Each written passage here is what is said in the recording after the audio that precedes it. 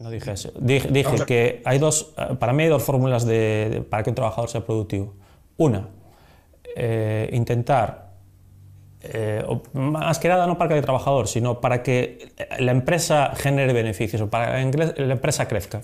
Una, la especulación salarial, básicamente, pues ofrecer y pagar lo menos posible a la gente, ¿vale? Y ofrecer las peores condiciones posibles porque hay gente que las va a aceptar, porque hay una necesidad para que esa gente las acepte, porque necesitan comer, porque necesitan, bueno, obviamente están en situación en la que no pueden elegir.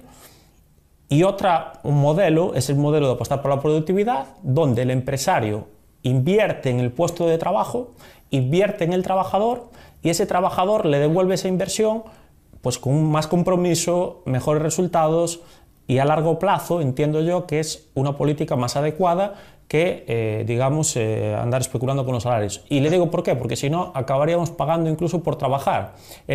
A mí que me diga alguien, no, es que es mejor esto que nada, volvemos a tal, vale, es mejor una galleta que nada, pero es que yo no voy a eso, yo lo que quiero es lo que entiendo que es justo y no llevar las cosas al límite. Claro que es mejor no pasar hambre que nada, pero... El problema es que...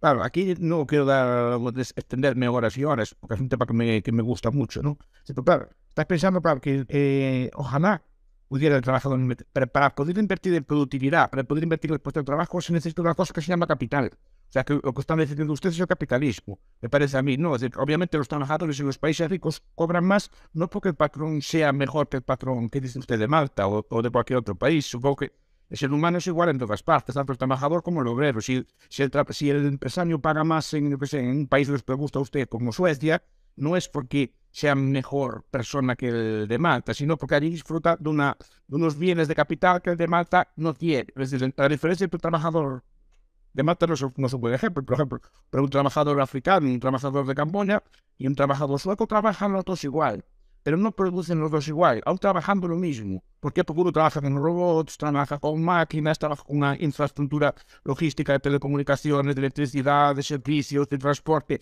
que el otro no tiene. Por tanto, la productividad de un obrero sueco, una hora de trabajo se multiplica su hora de trabajo por 100. En cambio, el trabajador de Camboya, por ejemplo, se multiplica por 5. Simplemente trabajando lo mismo uno produce más. El ejemplo que me gusta poner mucho a mí, si usted trabaja con un tractor, trabajando lo mismo, produce 10 o 20 veces más que un trabajador que trabaje con un güey. Eso es cierto, pero... El que trabaja con el güey trabaja, sí que trabaja y trabaja mucho. Y yo, es bueno que trabaje y que tenga esfuerzo. Pero el trabajador que trabaja con el güey entenderá que no puede cobrar lo mismo que el que trabaja con el tractor. Eso lo entiende. Lo entiendo. Entonces, dígame usted cuál es la diferencia, porque por definición no hay puestos de trabajo con salarios bajos per se, eso no existe. Por definición eso no existe en ninguna teoría económica. Explíqueme entonces la tecnología que se utiliza en el sector, por ejemplo, de la hostelería, donde, pues bueno, pueden tener a lo mejor un lavaplatos un poquito mejor, pero no mucho más. No, pero no, el sector servicios depende del sector industrial. Es decir, la fijación de salarios, primero más el sector industrial, aquí es más complejo, ¿no? Que determina los salarios del sector industrial y después se empiezan a fijar los salarios en el sector de los servicios. Correspondientemente, por eso un barbero, pues le cobra, yo qué sé, 10 euros, 11 euros en Santiago de Compostela, pero a lo mejor le cobra 20 euros en Suecia, no sé cuánto cobra, pero a lo mejor le cobra 4 euros, creo que sé, en Marruecos. Pero creo... No, el trabajo es el mismo. ¿Por qué? Porque el trabajo del servicio está determinado por el resto, por la productividad del resto de la sociedad. Usted, señor Bastos, va más contento de trabajar y cree que va a producir más. Hablamos de igualdad más o menos de condiciones, ¿vale? Usted introdujo un factor importante, que es verdad, el factor del capital. Pero yo le pongo un ejemplo de un sector donde el capital obviamente tiene importancia desde la cúspide, pero desde la base no tiene tanto a la hora de producir, que es el sector de la hostelería. Podéis comparar España con Malta, con Francia, es decir, todos los países más o menos se mueven en el mismo rango, es decir, de los nórdicos que pagan más. Entonces, mi pregunta es, ¿usted tendría, o cree que tendría, porque obviamente probablemente no lo vivió ni tal, o sería más productivo si su patrón lo trata bien, si tiene un salario acorde a lo que, no sé, a lo que ambos acuerdan, pero entiende que es justo, O si está en un lugar donde no se siente bien tratado, dejará de ser productivo y estará buscando otro lugar donde lo traten mejor. Si a mí me tratan mal, me tratan a palos, no me dan las condiciones que yo entiendo, que me pues intentaré cambiar. A mí no soy igual de productivo, por lo tanto, lo está diciendo que la lógica de cualquier parte vamos a tratar bien. Pero no, es que esa puede ser la lógica, pero desgraciadamente, y se lo digo con la experiencia mía, no es así. Desgraciadamente hay muchos patrones que no entienden eso, no son capaces de entender eso, entienden solo de a corto plazo, el número del corto plazo. Entonces, ¿qué hacen? Especulan y dicen, bueno, este trabajador me sale en tanto, vale, este se me va, me viene otro. Le pongo el sector como ejemplo, hostelería en Malta, porque esto ocurría mucho. La gente en los hoteles rotaba todo el tiempo. Es decir, ibas allí y no había no pasa como otros, por ejemplo, el sector turístico en España creo que está bastante bien desarrollado, consolidado, ¿no? Por lo menos es de los pocos sectores que yo conozco con los que somos bastante competitivos comparado con el resto, porque en el resto no tenemos ni modelo productivo bajo mi criterio. Pero bueno, es una opinión personal. Pero bueno, ahí pasaba esto, que uno iba a un hotel y a quien se encontraba no sabía indicar dónde estaba la piscina. Estamos hablando de hoteles de 5 estrellas. ¿Por qué? Porque especulaban todo el tiempo con el salario. Ah, no, este 3 euros, el otro tal, y rotaban, y esa rotación de personal tan grande no se puede... Bueno, sí que es verdad que era un país sumamente flexible, pero no considero que la flexibilidad sea lo mismo que... Estoy de acuerdo con usted en parte, pero no creo que sea lo que yo estoy exponiendo. Es decir, aquí no hablo de flexibilidad, aquí hablo de algo real, casos reales, muy habituales, donde el empresario, que no estoy para nada contra los empresarios, que quede claro, que ponen su trabajo, sus esfuerzos, sus ideas, su dinero, su capital, pero donde creo que optan por políticas equivocadas pensando, como digo, a corto plazo y no a medio plazo. La lógica es ganar dinero, no todos son capaces de ganar dinero igual. Quiero decir, alguno de sus jefes llegó a hacer montar una cadena como los Meliá, como los Riu. Sí, ese tipo de grandes cadenas. El Intercontinental de Malta, lo puedo poner como ejemplo, es un hotel en que cada trabajador cobra 800 euros al mes, el Intercontinental, y se paga por tener una habitación alquilada en Malta, una habitación, 400 euros. Estás hablando de Intercontinental, un 5 estrellas, no estamos hablando de un hotel tal, y donde la rotación, y puedo hablar de más hoteles, ¿Hay grandes cadenas multinacionales de hoteles de Malta? Sí, hay bastantes. Es un país turístico. Pongo el ejemplo ese, pero puedo poner el Meridian, por ejemplo, puedo poner... Más hotel, pero digo una cadena. Así grandes potentes como son las multinacionales españolas, que saben tratar el negocio. Me estoy refiriendo, ¿no? Es decir, después es Malta una potencia a nivel español, por ejemplo, o equivalente de turismo. O se están equivocando con su política. Es lo que trato de decir. Es decir, es tan atractiva Malta para viajar para un turista. Aparte, está diciendo usted que tiene unos precios muy caros. Está diciendo usted que tiene un trabajador poco motivado, poco cualificado. No está vendiendo usted. No la vendo bien, pero bajo mi criterio con razón. Porque no están haciendo bien las cosas. No están tratando... Pero en base a un modelo de especulación salarial, están haciendo que la gente no quiera volver a Malta. Van allí, van una vez y no vuelven. Sin embargo, pues por eso. Ya, pero no son buenos empresarios. Entonces, está de acuerdo conmigo que también hay malos empresarios, como también hay malos gobernantes detrás de un Estado. Pues hay malos, como hay buenos trabajadores y malos trabajadores. Claro, todos hay malos, por ejemplo, el mercado se acaba poniendo anuncios. Y ese tipo de lógica de trabajar a lo bruto y así puede valer en determinadas circunstancias. Pero normalmente el empresario sabe que si el trabajador está contento, gana más, pero también gana más él. Si no tiene ningún interés en tratar mal al trabajador. Bueno, el interés no es, es que después hay gente que lo haga mal, ¿no? Pero es decir, eso es como todo. A ver, usted va a la plaza, no cualquier tienda, todos los empresarios que allí, todos los tenderos, todos quieren ganar dinero. O va a una zona de bares, como hay en Chantada o como hay en Santiago, como hay en otros sitios, ¿no? Si usted va a tomar bares, ve bares que están llenos y bares que están vacíos. ¿Sí o no? Sí, correcto. Es la misma calle. Bien, pero los dueños de todos los bares, todos quieren ganar dinero. Solo que unos lo hacen bien y otros lo hacen mal. La lógica de todos los tenderos, la lógica de todos los comerciantes, la lógica de todos los empresarios, la lógica de todos los hosteleros es ganar dinero. Solo que unos saben hacerlo y saben cómo conseguir los mejores trabajadores. Como tirar y otros no saben. Igual que profesores somos todos. Y todos damos clases. Pero usted, supongo que en su vida profesional y estudiante, reconocerá que no todos los profesores son iguales. Por supuesto. Pero Bueno, pues nosotros es igual, pero todos a lo mejor parte de la misma fe, pero unos saben y otros no saben. Pues esto es lo mismo pasa. Hay personas que saben y personas que no saben. Los empresarios que actúan así, o un profesor que maltrata a los estudiantes, que no lo sabe, tal, pues será un profesor, pero después no puede ser su objetivo. Pero entonces podemos aplicar esa misma lógica a la gente que trabaja gobernando los estados, ¿no? Por supuesto. Entonces el Estado no está malo si está bien gobernado y bien gestionado por personas capacitadas. No, el Estado yo me tipo de, a ver, no vengo aquí a hablar de hacer demagogia con esto, pues, pero el Estado si lo critico es por un motivo, no por moral. Es un ente que monopoliza la violencia y que basea sus actos en actos violentos. Que existe, vale, que no lo va a echar fuera. Existe que en el sentido de que existe que ese grupo de personas está organizado, sí, que está creando unas funciones y que crearía ciertos problemas acabar con él, sí. Pero yo entiendo que en mi lógica me gustaría intentar un tipo de forma de organización social que no tuviera que recurrir a la violencia para financiarse. ¿A qué se refiere con violencia para financiarse? Hay un libro de Weber, El problema de la autoridad política, que creo que demuestra muy bien, ¿no? Que todo Estado necesita usar la fuerza para financiarse, directo e inmediatamente. Sí. Bueno, pero yo no digo que el Estado sea la panacea, solo digo que hay estados que hacen las cosas... Es una...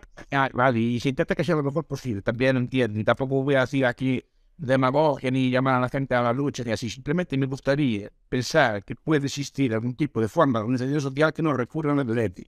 De manera que cito el FMI y Estados Unidos, lo que está diciendo que quien hace esas trampas, esas trapacerías son Estados, los dos. Porque el FMI, que yo sepa, no es un... Bueno, es Fondo Monetario Internacional, se llama. Sí, no es un ente del mercado libre, lo fundó, fue una idea de Keynes. No. ¿Sabe usted que fue Keynes contra White?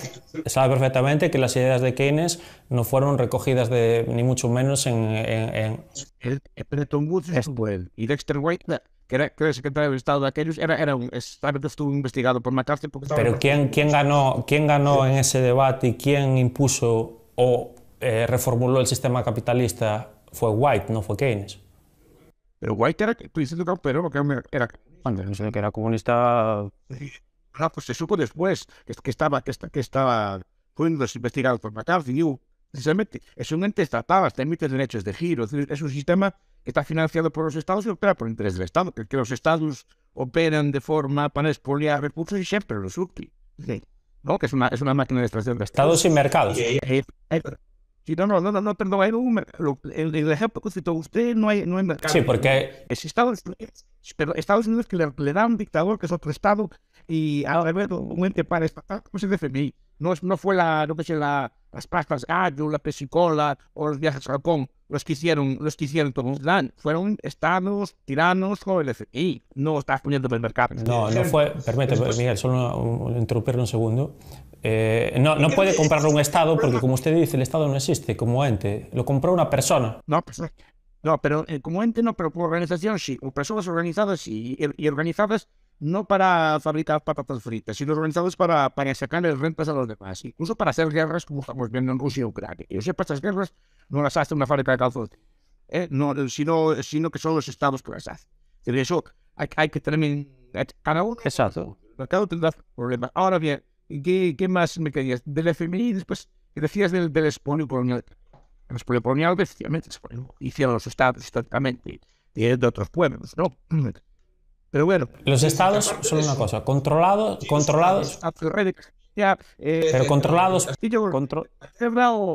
el rey de Bélgica, que era especialmente, no es por meterme con nadie, el rey Leopold, es que fue un gran expoliado.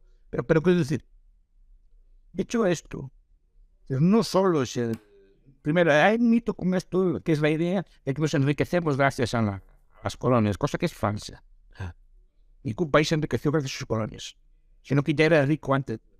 Normalmente las colonias son un lastre, son una piedra de molino al pescuezo. Y de hecho, suele decir Israel, el primer ministro británico. Usted ve a los países más ricos de Europa y nunca ninguno de ellos tuvo una colonia. Y el que más tuvo durante más tiempo, proporcionalmente, fue Portugal.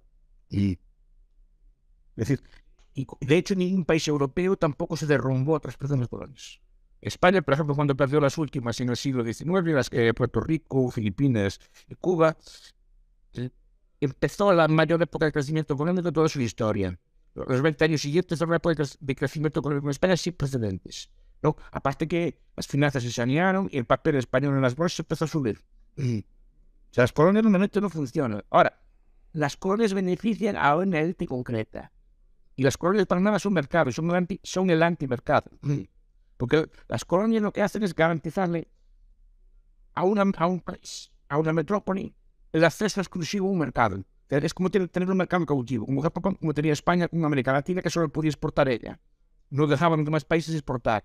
Pero claro, eso no es mercado libre. El mercado libre es que los españoles pueden comprar donde quieran y pueden vender donde quieran. Y estos son mercados cautivos. O sea, no, el imperialismo, no, desde luego, no es un ejemplo bueno de mercado libre. De hecho, los principales defensores del mercado libre siempre se opusieron al imperialismo. Empezando por la famosa y denostada Escuela de Manchester. ¿No? El capitalismo manchesteriano era un capitalismo furibundamente antiimperial. De hecho, era Inglaterra. Era Inglaterra pequeña, que se marchaba a Escocia e Irlanda. Vale, por partes. Con respecto a lo que dice, yo estoy hablando de responsabilidades actuales. Responsabilidades que tienen los estados, hablo, ¿no?, de mercado, que expoliaron a colonias, y no me estoy refiriendo a que sean ahora más ricos o más pobres por eso o por aquello. Yo digo, hablo de un hecho histórico y que les hicieron mucho daño, y esas colonias tienen una deuda externa que las está oprimiendo. Entonces, eso no tiene... Yo no estoy diciendo que las colonias, ni se lo voy a rebatir, que fueron mejores o peores para los estados. Bueno, para algunos fueron... La Commonwealth sí que funcionó bastante bien en algunos aspectos legales, en el sentido de eliminación de aranceles y todo eso que a usted le gusta tanto. Bueno, ese reducto que tienen ahí es debatible. Si fueron o no algunas colonias buenas para algunos estados o no, es debatible, pero no voy a entrar en ese tema para no extender mucho más, porque es un tema también interesante, pero no tenemos suficiente tiempo. Pero sí que es cierto que por encima de los estados y los mercados están las personas. Y creo yo, estará de acuerdo conmigo, ¿no? ¿O no? Sí, pero vamos a ver. Y pongamos, por ejemplo, yo no soy partidario de perdonar las deudas en el sentido de que efectivamente al final estás favoreciendo e incentivando gobiernos responsables. Pero supongamos que estamos de acuerdo en eso y perdonamos las deudas. ¿Usted piensa que en 10 años no volveremos a estar en las mismas? Obviamente hay que dotar, no solo es perdonar la deuda, hay que dotar de instrumentos a esa gente. Precisamente es... ¿Qué instrumentos? Hay países que se controla la deuda o que hicieron grandes quitas. Ustedes saben de Argentina, cosas por el estilo. A los 10 años están aquí otra vez. Porque si no cambia así, ¿sabes? Si un país... A lo mejor es difícil de hacer, pero si un país no cambia las costumbres, en el sentido que se acostumbra a no tener déficit, a acostumbrarse a estar lo que ingresa, etcétera, pues va a estar otra vez en 10 años. Estoy de acuerdo, pero eso... Es una pereza concreta, es decir, cambia la forma de funcionar de esos países, o por mucho que estén todas las deudas, en otros 10 años van a estar en la misma vez. Pero hay algo que se llama pago de una deuda condicionada, es decir, condicionado a una serie de... Eso es lo que hace el... Hay un libro que le gustará a las confesiones de un máster económico. Sí, es bueno. FMI. No, un funcionario, un alto cargo del FMI, explicando cómo hacía, y pues digo que lo que decía usted hace es correcto. Lo que hace el FMI es que es así, pero es un libro que nos gusta mucho a nosotros los libertarios. Pero es el concreto del FMI, porque explica cómo hacen los estados, cómo los gobiernos, muchas veces el gobierno americano, el gobierno presiona al FMI para hacer este tipo de préstamos, para después tener esos países pillados. Pero, y después generar concesiones pues, de obras públicas o de cosas por el estilo en los países. Eso yo lo hacía en Fugger, Eso no es nada nuevo. Fugger le prestaba dinero al emperador, al rey de Castilla o al emperador Carlos V a cambio de concesiones y de aranceles y de cosas por el estilo. Y de minas y cosas así. Eso no es nada nuevo en el comercio internacional. Pero siempre se refiere a lo mismo, comercio internacional, mercado, Estado, pero yo creo que tiene que llegar un momento en el que nos demos cuenta, pero esto creo que está fuera o sea, está dentro de este debate, pero tiene una solución difícil. Ni usted la tiene, creo, ni yo la tenemos, ¿no? Porque si no ya ni la gente que manda en estos momentos, bueno, a lo mejor no le interesa ponerla en práctica si es que la tienen, pero que es cómo solucionamos algo que está destruyendo el planeta. Es decir, desde el punto de vista tanto estatal como empresarial, estamos, no lo digo yo, lo dice la comunidad científica, y aparte, no hace falta ni que lo diga eso, sino mi propio abuelo y su propio abuelo, o nuestros abuelos, o nuestros seres queridos más mayores, que sabían exactamente, pues bueno, cuando había un cambio de estación del año, por el aire que les pegaba en la cara, por esto, por aquello, había unas pautas, un tal. Esto hubo mucha demagogia sobre eso, usted no lo acuso de demagogo, no me malinterprete, pero siempre decía, no, los recursos son ilimitados, los recursos son ilimitados. Sí, sí. Y yo creo que llegados a este punto todo el mundo puede percibir por fin en sus carnes que ni los recursos son ilimitados. De hecho, por ejemplo, Alemania y Japón están produciendo o están intentando irse hacia los coches de hidrógeno básicamente porque es energía limpia y les puede dar mucho más resultado bueno, cuando llegue ese momento en el que el petróleo ya escasee mucho, más de lo que ya escasea, que no está lejos ese momento, estamos hablando de unas décadas. Pero claro, lo que tenemos que intentar yo creo es y centrarnos todos, tanto los que creen una cosa o en otra, en salvar el planeta, porque este modelo de producción no es sostenible y este modelo de producción es precisamente el que promulga el neoliberalismo. Imagínense si nos liberalizamos todavía más, acabaríamos con la especie antes aún de lo que yo creo que se va a acabar.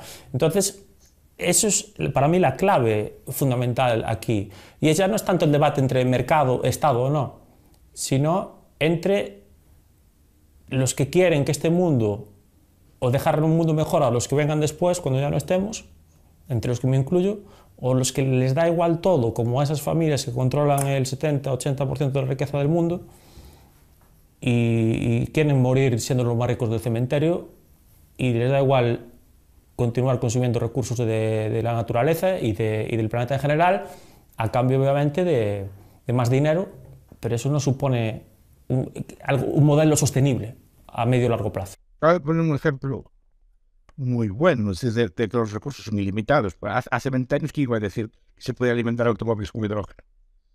Entonces, antiguamente los recursos que había era la leña. Después en la Edad Media tuvimos la leña y el carbón. Después llegó el petróleo. Pues ahora podemos sacar energía del viento, podemos sacar energía del agua, podemos sacar energía del sol, podemos sacar energía de la geotermia, del calor de la tierra, podemos sacar energía de las corrientes marinas, podemos sacar energía hasta, incluso teóricamente, que no está hecho, pero se puede hacer teóricamente del propio giro de la tierra. Es decir, y acaba de decir usted que se puede sacar energía perfectamente del hidrógeno. Eso antes era imposible. Pues estoy diciendo que los recursos no están ahí fijos. Para un señor de la Edad Media, el único recurso que había era la leña. Y si se acaba la leña, ¿qué hacemos? James, cuando escribe la cuestión del carbón, dice, ay, que se acaba el carbón, que se acaba el mundo, que se acaba el carbón. Bueno, el carbón primero, hay más que nunca, porque se pondrán minas, y después, ¿para qué vale el carbón? Ahora nadie lo quiere, ¿no? ¿Y de qué vale haber hecho sufrir a la gente del siglo XIX para que no gastara carbón cuando ahora no queremos el carbón para nada? Muchos de los recursos que usamos hoy, como el petróleo, solamente no se usan en el futuro. Entonces, no tiene ningún sentido economizar, primero, que no se sabe cuánto hay, ni se sabe qué recursos vamos a usar en el futuro. Es otra cosa. Ahora vamos a en el futuro otra cosa. Yo le niego la mayor. Yo le niego, además, le digo que el único sistema sostenible es el capitalismo. De hecho, nuestros antepasados, no hablo de los antepasados cercanos, los abuelos o los míos, estoy hablando pues, de la gente primitiva, era terriblemente deforestadora. Quemaban para cultivar, todos los campos de todo lo que es la meseta castellana, por ejemplo, en España o así, todo eso puede forestar, pero no por nosotros, fue por nuestros antepasados, que cuando cortaban un árbol, plantaban otro. Es decir, le voy a hacer una pequeña pregunta. Usted que anda por países por el mundo, el aire donde es más limpio, los países que son los pobres.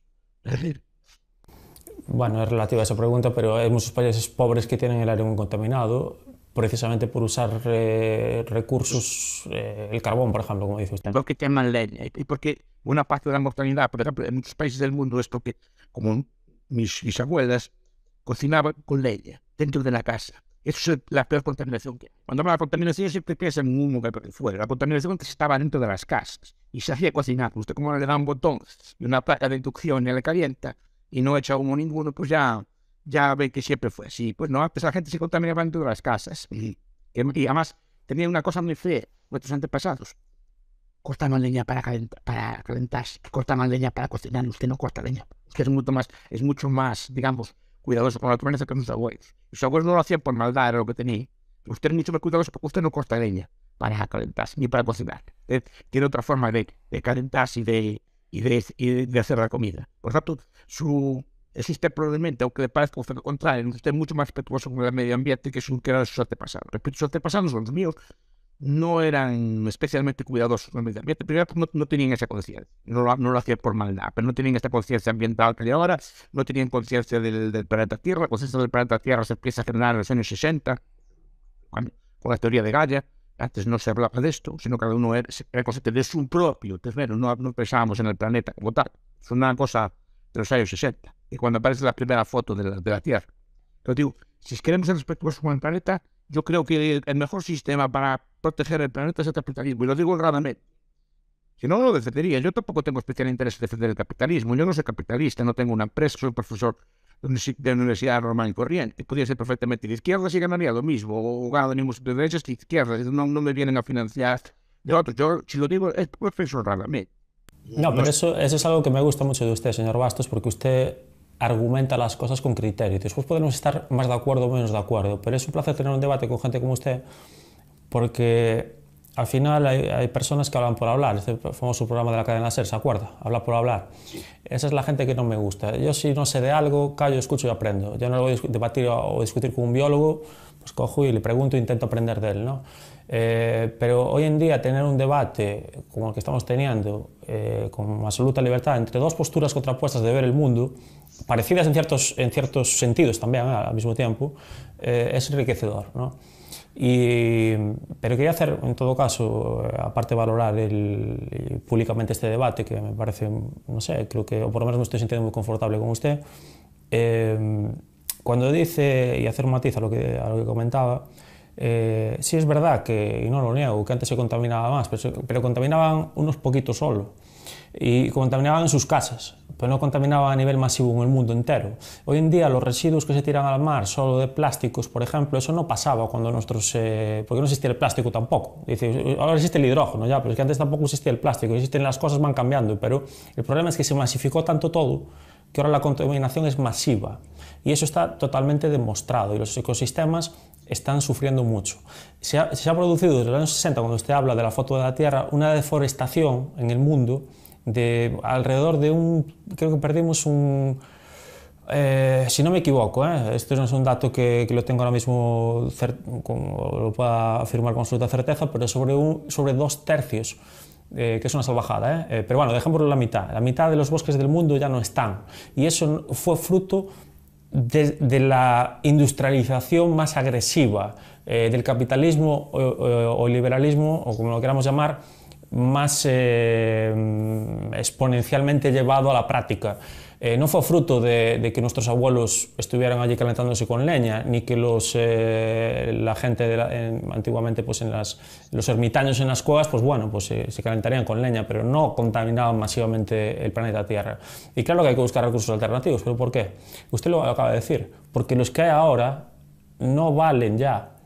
Y usted defendió, y eso me acuerdo perfectamente, que el petróleo o esto o aquello siempre habrá recursos, y no son ilimitados. Pero no es que no solo sean ilimitados, es que no vale, bajo mi criterio, el modelo de producción actual para combinarlo con un modelo sostenible de vida y un modelo que aguante este planeta. Usted me puede decir eso, y le compro el argumento de esa gente que sí que contaminaba, pero no me puede comparar eso con las grandes, por ejemplo, muchos ordenadores, etcétera, que se fabrican en muchas partes del mundo y son tirados en Senegal, en las costas de Senegal, como vertederos allí, y queda todo contaminado, ¿no? Eso no lo podemos comparar, creo yo que estaremos de acuerdo con eso, con alguien que se calienta sus manitos ahí en su casa y que, bueno, pues en todo caso se hace daño al mismo, ¿no? Por el aire que sale, o el humo que sale del hacer ese fuego. Entonces, yo creo que hay que extrapolar lo que pasó, o más que extrapolar, comparar lo que pasó en los últimos 30 no, más años, 40, bueno, desde la década de los 60, como usted bien dice, y lo que pasaba anteriormente. Y creo que el planeta, y no lo digo yo, es evidente, está mucho más degradado ahora que estaba hace más tiempo. Si seguimos con este modelo, no me hace nada pensar, o no hay nada que me haga pensar, mejor dicho, que este es el modelo que me va a conducir a la solución a un problema que está generando precisamente este modelo, bajo mi criterio. Depende. En los países del norte, del hemisferio norte, los bosques llevan tiempo reforestándose. Los países todo de Europa y Estados Unidos están reforestándose hace tiempo. Efectivamente, los países pobres, como son capitalistas, pues sí que sí, por desgracia tienen que tienen que deforestar.